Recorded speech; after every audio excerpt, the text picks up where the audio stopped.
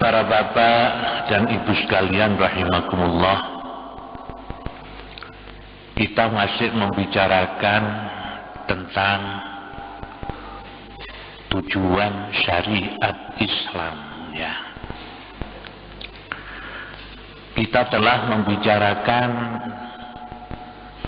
di antara salah satu tujuan syariat Islam adalah untuk menjaga dan memelihara keturunan. Beberapa pengajian yang lalu telah banyak kita jelaskan dengan landasan Al-Quran dan Sunnah Rasulullah Sallallahu Alaihi Wasallam. Sekarang kelanjutan daripada menjaga dan memelihara keturunan, bahwa Islam itu menganjurkan, mewajibkan anak-anak untuk berbakti kepada kedua orang tua dan melarang untuk durhaka kepada kedua orang tua. Jadi ini adalah merupakan realisasi daripada menjaga dan memelihara keturunan. Di dalam Al-Quran, surat Al-Isra ayat 23 dan 24, Allah berfirman, Bismillahirrahmanirrahim. Wa qadha rabbuka alla ta'budu illa iyyahu wa bil walidaini ihsana. Imma yablughanna 'indakal kibara ahaduhuma aw kilahuma fala taqul lahuma uffi wa la tanharhuma wa qul lahuma qawlan karima wahfid lahuma janaha dhulli minar rahmati wa qur rabbirhamhuma kama rabbayani shaghira. Dan Tuhanmu telah memerintahkan supaya kamu jangan menyembah selain Dia, dan hendaklah kamu berbuat baik pada ibu bapakmu dengan sebaik-baiknya. Jika salah seorang dari keduanya atau kedua-duanya sampai berusia lanjut dalam pemeliharaanmu, maka sekali-kali janganlah mengatakan ah, dan janganlah kamu membentak mereka, akan tetapi ucapkanlah pada mereka ucapan yang mulia, dan rendahkan dirimu terhadap mereka dengan penuh kesayangan, dan ucapkanlah, wahai Tuhanku, kasihanilah mereka sebagaimana mereka berdua telah mendidik aku waktu kecil. Ayat ini adalah mewajibkan kita untuk berbakti kepada kedua orang tua. Wa qadha rabbuka alla ta'budu illa iyyahu wa bil walidaini ihsana. Kita diwajibkan menyembah kepada Allah dan berbuat baik kepada kedua orang tua. Ayat ini adalah disebut dengan ayatun makrunah, ya. Ayat yang berdampingan antara satu dengan yang lain, itu tidak bisa dipisahkan. Wa qadha rabbuka alla ta'budu. Kita diwajibkan untuk menyembah kepada Allah, ya. Alla ta'budu illa iyyahu wa bil walidaini ihsanan. Dan berbuat baik kepada kedua orang tua. Jadi di sini antara ibadah kepada Allah dan berbakti kepada kedua orang tua itu tidak bisa dipisahkan. Ini disebut dengan ayat makrunah. Ya. Misalnya ada orang mengerjakan sholat, mengerjakan puasa, juga menunaikan ibadah haji. Tetapi dia tidak berbakti kepada kedua orang tua, yakni durhaka kepada kedua orang tua. Maka ibadahnya percuma, tidak akan diterima oleh Allah.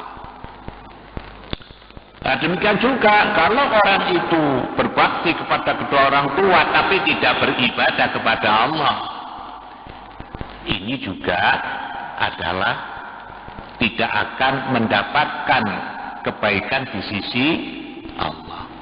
Ini makrunah, ya. Ada beberapa ayat yang makrunah di dalam Al-Quran itu. Ati'ullaha wa ati'ur rasul. Ini juga makrunah, ayat yang selalu berdampingan.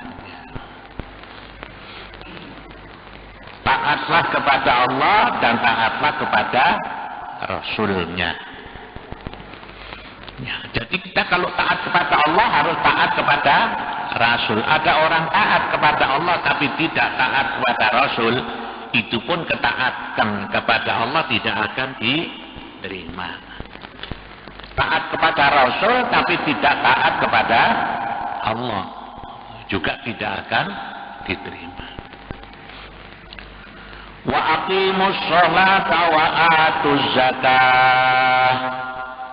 Ini ayat makrunah, ya. Kerjakan sholat, bayarkanlah zakat, ya. Jadi antara salat dan zakat itu juga tidak bisa dipisahkan. Kalau orang itu mengerjakan salat 5 waktu baik sempurna,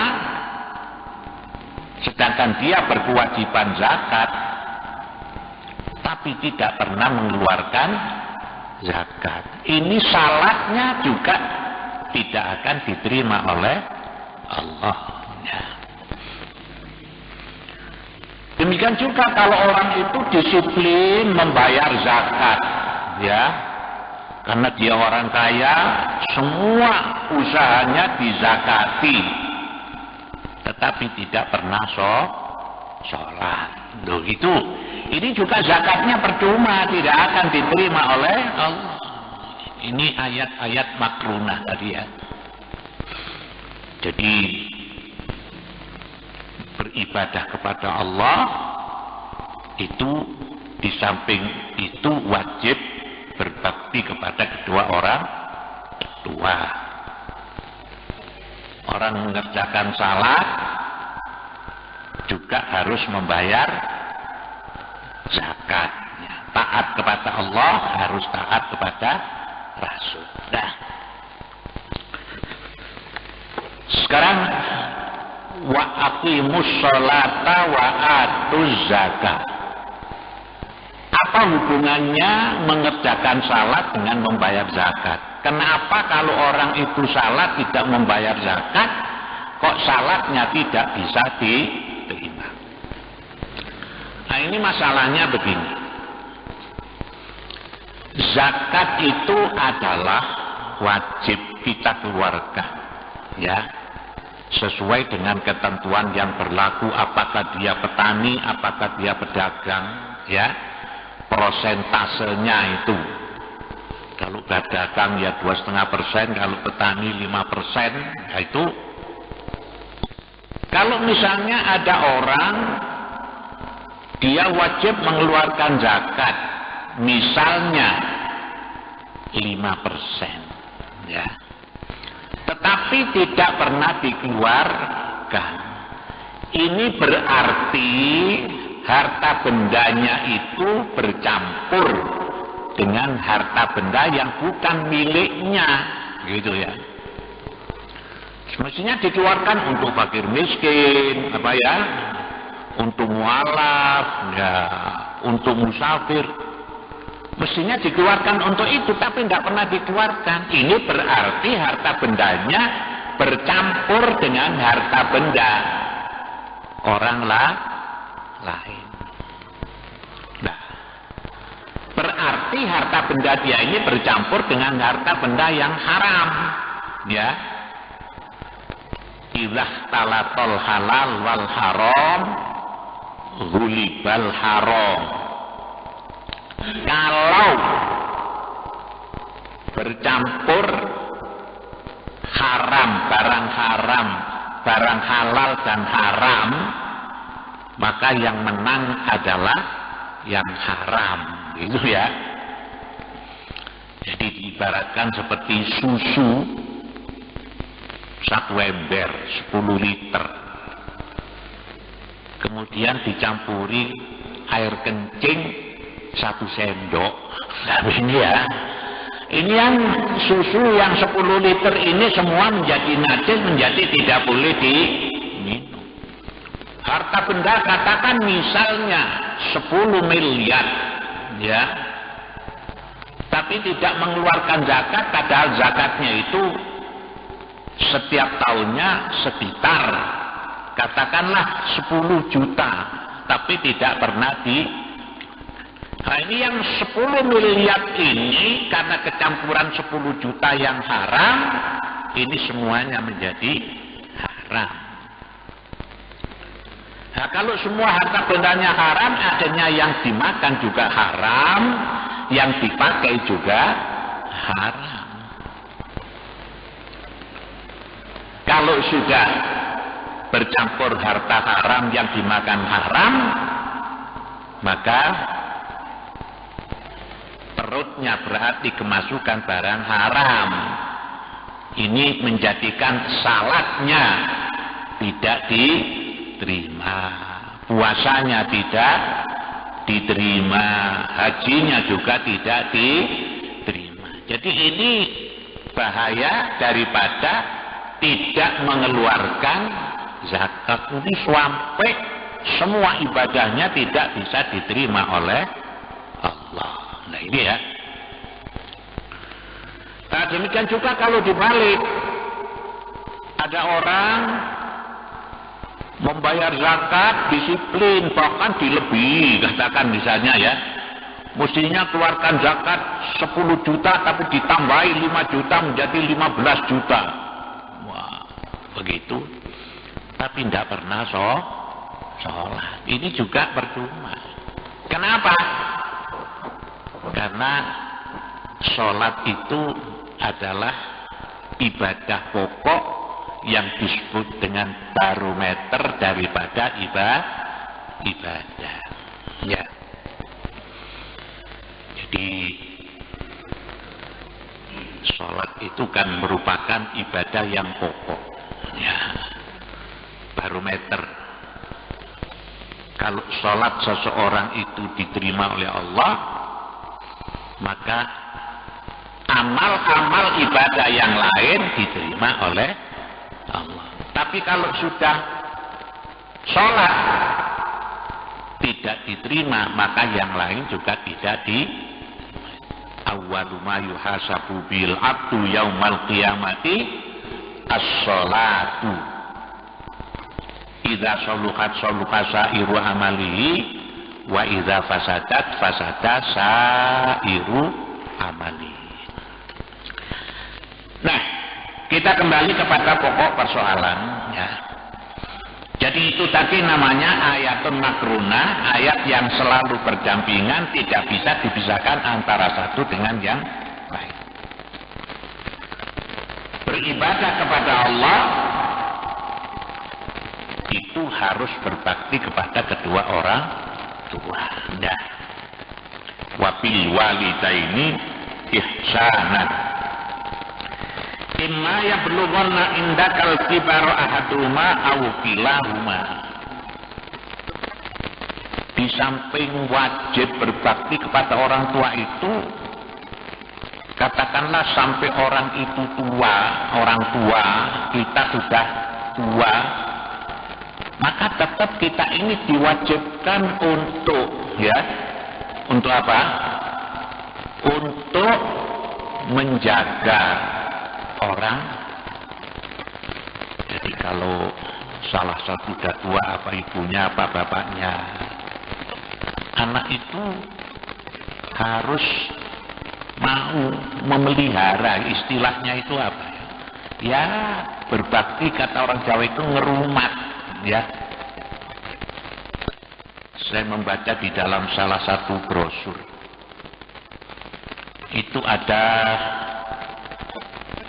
ibu dan bapak sampai usianya tua ya.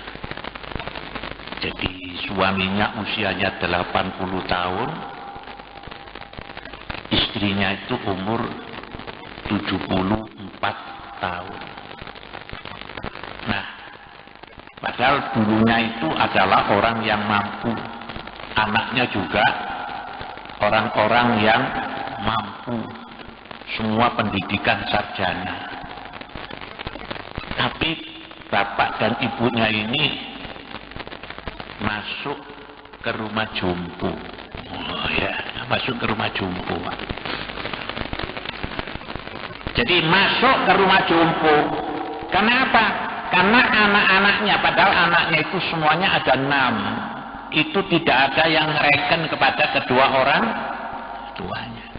Padahal dia dididik, dibesarkan sampai dia menjadi orang yang mempunyai apa namanya itu standar hidup yang baik ya. Ya, tapi karena ini masalahnya tidak wabil walidaini ihsanan. Jadi dianggapnya itu alami gitu ya. Jadi semestinya kalau dulu bapak ibu itu memelihara saya, ya sudah semestinya. Enggak. Sekarang bapak ibu sudah tua itu adalah memang sudah masalah alami gitu ya. Jadi karena tidak tidak tahu bagaimana kewajiban anak kepada orang. Akhirnya bapak ibunya ini sudah sama-sama tua masuk ke panti jompo. Ya, ke panti jompo. Padahal kalau panti jompo itu kalau dikelola oleh yayasan Nasrani, maka di situ itu yang apa namanya itu yang diajarkan di situ itu adalah agama Nasrani. Jadi bapaknya sudah tua, ibunya sudah tua. Yang kedua-duanya ini semua beragama Islam, tapi karena masuk di dalam panti jompo milik yayasan Nasrani, akhirnya dengan terpaksa ya, daripada tidak ada yang memelihara gitu, dia pindah agama. Masya Allah, ini naudzubillah min dzalik. Karena apa ini? Ya karena tidak ada ketaatan anak kepada kedua orang tua. Jadi tidak ada kebaikan anak kepada kedua orang. Nah, pada menu Al-Quran tadi kan, imma yablughanna indakal kibara ahaduhuma aw kilahuma fala taqul lahuma uffin. Kata Allah, kita diwanti-wanti, jangan sampai sekali-kali kamu mengatakan kepada orang tuamu atau wus. Jadi wus itu sudah termasuk namanya apa? Menyakitkan hati orang tua. Ya, wus. Opoai pak, lo begitu ya. Walatan haruma, Jangan sekali-kali menghardik kepada kedua orang tua, membentak kepada orang tua. Wa qul lahuma qaulan karima, dan katakanlah kepada kedua orang tua dengan ucapan-ucapan yang mulia. Nah, jadi di sini Islam itu memelihara keturunan, bagaimana anak dengan orang tua ini selalu sambung dalam keadaan yang baik, gitu ya, sambung tapi dalam keadaan yang. Jadi kalau kita melihat di dalam ayat ini ya, fala taqul lahuma uffin, jangan sekali kamu mengatakan bus, wala tanharhuma, dan jangan kamu menghardik. Di sini kalau orang itu memahami ayat ini secara letterlock ya, apa adanya, mungkin orang itu akan mengatakan anak itu yang dilarang tidak boleh berbuat kepada orang tua itu, satu, mengatakan bus, dua, membentak, kan gitu ya. Tapi lek ngeplak kau popo. Nah, ini kalau orang itu memahami ayat ini secara letterlock. Karena itulah maka memahami Al-Quran itu tidak bisa secara letterlock ya. Apalagi menafsirkan Al-Quran itu harus memiliki ilmu-ilmu yang lain ya. Misalnya seperti ini, bagaimana memahami ayat ini? Kita harus kembali kepada usulul fikih ya. Jadi di dalam usul fikih itu kan apa namanya, sumber hukum Islam itu kan menurut mazhab Syafi'i ya, itu kan Al-Quran, hadis, ijma', qiyas ya. Jadi sumber pokoknya Al-Quran, yang kedua hadis, yang ketiga ijma', yang keempat adalah qiyas.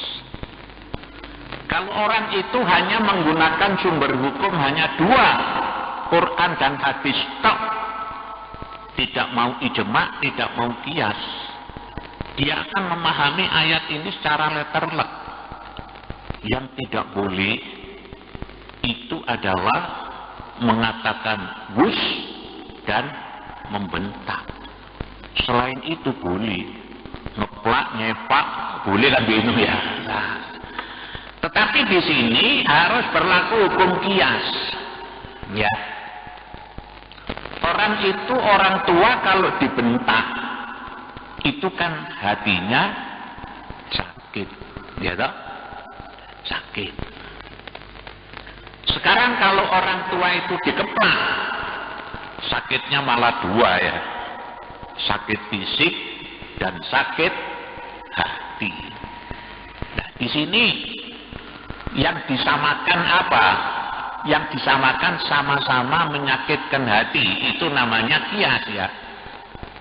Jadi qiyas itu artinya menyamakan hukum sesuatu yang tidak ada di dalam Al-Quran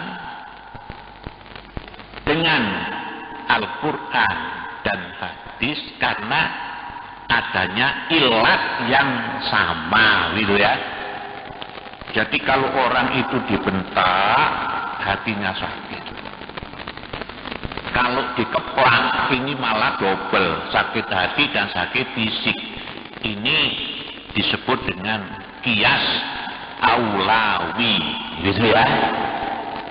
Jadi qiyas itu ada namanya qiyas aulawi, ada namanya qiyas musawi. Ya, ini kalau kita analisa. Jadi yang kita dilarang oleh Allah terhadap orang tua itu pokoknya segala perbuatan yang bisa menyakitkan hati kedua orang tua. Ini kewajiban kita. Para bapak dan ibu sekalian rahimakumullah.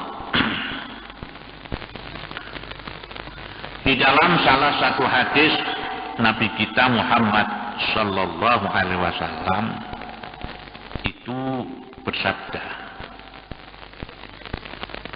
kullu dzunubi yuakhirullahu minha ma syaa ila yaumil qiyamati illa uquqal walidaini la yaj'alu lahul adzabu wa innallaha la yazidu fi umril abdi idza kana barran liwalidayhi la yaziduhu birran wa khairan wa man farrahuma ayyunfiqu alaihima idza taja. Semua dosa itu azabnya ditunda oleh Allah Subhanahu wa taala sampai hari kiamat. Kecuali orang yang durhaka kepada kedua orang tuanya. Sesungguhnya Allah akan mempercepat azab kepadanya. Dan Allah akan menambah umur seorang hambanya jika ia berbuat baik kepada ibu bapaknya. Bahkan Allah akan menambah kebaikannya kepada siapa saja yang berbuat baik kepada ibu bapaknya serta memberi nafkah kepada mereka jika diperlukan. Jadi menurut hadis ini, kullu dzunubi, jadi semua perbuatan-perbuatan dosa itu oleh Allah azabnya ditunda sampai pada hari kiamat, gitu. Kecuali orang-orang yang menyakitkan hati orang tua. Jadi orang-orang yang tidak berbuat baik kepada kedua orang. Jadi kalau orang itu menyakitkan hati orang tuanya, selalu menyakitkan hati orang tuanya, itu siksaannya tidak besok di hari kiamat, tapi dikontankan oleh Allah pada waktu ada di dunia ini, ya, pada waktu di dunia ini. Kalau kita baca hadis, ya, juga melihat kenyataan-kenyataan kehidupan manusia. Ini memang betul apa yang disabdakan oleh Rasulullah ini terjadi dan menjadi satu kenyataan. Kalau di dalam hadis itu, dulu di zaman Nabi ada seorang sahabat yang bernama Alqamah, ya, orang yang taat beribadah, ya, juga ahli berjuang, juga dermawan, tetapi dia ini selalu menyakitkan hati orang tuanya, terlalu mencintai istrinya, akhirnya benci kepada ibunya. Di istilah orang Jawa itu ibunya disio-sio, ya, akhirnya ibunya itu tidak kerasan di rumahnya sampai keluar dari rumah. Nah, ini akhir daripada cerita itu akhirnya apa? Alqamah yang begitu sahabat Nabi, ya, yang ahli ibadah, ahli berjuang, pada waktu menjelang mati ini sudah diturunkan siksa oleh Allah, bahkan sampai di dalam alam kubur pun, ya, oleh Allah ditunjukkan dia ini sudah mendapatkan siksaan. Ya. Ini satu contoh dulu yang diceritakan, ya, di zaman Nabi. Kemudian saya pernah juga membaca satu brosur, ya, ada orang desa, ya. Orang desa, anaknya hanya satu laki-laki. Tapi memang anaknya ini oleh Allah diberikan kecerdasan. Sampai lulus SMA, kemudian ikut ujian ke perguruan tinggi, diterima masuk fakultas kedokteran, gitu ya. Akhirnya dia ini kuliah di Jakarta di Universitas Indonesia. Ya, bagaimana orang tuanya yang di desa, ya, setiap bulan mengirimkan uang kepada anaknya, waduh, istilahnya itu membanting tulang, ya. Ya, belanjanya sendiri dikurangi, ya toh, ngelumpukno duit. Wah, pokoknya bagaimana setiap bulan bisa ngirimi anaknya supaya anaknya ini nanti sukses bisa menjadi dokter. Nah, gitu ya. Nah, akhirnya benar anak ini sampai lulus menjadi dokter. Di tengah-tengah perjalanan dia kuliah ini, dia punya seorang pacar. Pacarnya itu anak seorang pejabat, anak orang yang terhormat di dunia ini, ya. Akhirnya dia sampai menikah dengan anak perempuan itu. Dia lupa kepada orang tuanya yang membiayai sampai dia menjadi seorang, betul-betul lupa sama sekali. Dia mau menikah juga tidak memberitahu, sampai menikah pun tidak memberi tahu. Sampai 1 tahun setelah menikah, dia belum memberitahu sampai dia punya anak. Ya, bahkan orang tuanya kan bingung, ya. Ya opo anakku iki lho gitu. Akhirnya ibu dan bapaknya ini ingin mencari, alamatnya saja tidak tahu, ya. Mencari ke Jakarta, ya, namanya orang desa, dikira-kira anak itu dikawino tetel, gitu ya, dikawino lemper, ya, kepingin ketemu anaknya karena dia anak satu-satunya. Di Jakarta dia selama 3 hari nggak tahu, tidak menemukan namanya ini. Akhirnya dia ke kantor polisi, sampai dibawa ke UI, ditanya-tanyakan di sana nama ini. Di sana seminggu baru ketemu bahwa rumah anaknya itu di sana masih jadi satu dengan mertuanya. Begitu masuk, sebelum masuk rumah, anaknya itu keluar. Lupa kan, sampai kok perlu Pak, aku dikini Pak, loh begitu ya. Tidak boleh masuk, malah diajak keluar. Jadi istilahnya itu anak ini malu kepada mertuanya. Ya, kalau bapaknya itu masuk ke rumah itu, mungkin ya rumahnya mewah begitu barangkali ya. Akhirnya orang tuanya ini dibawa keluar, ditaruh di hotel. Setelah di hotel, dia kembali pulang, tidak kembali lagi ke hotel, tidak direken orang tuanya. Bagaimana perasaan orang tua yang semacam begitu ya?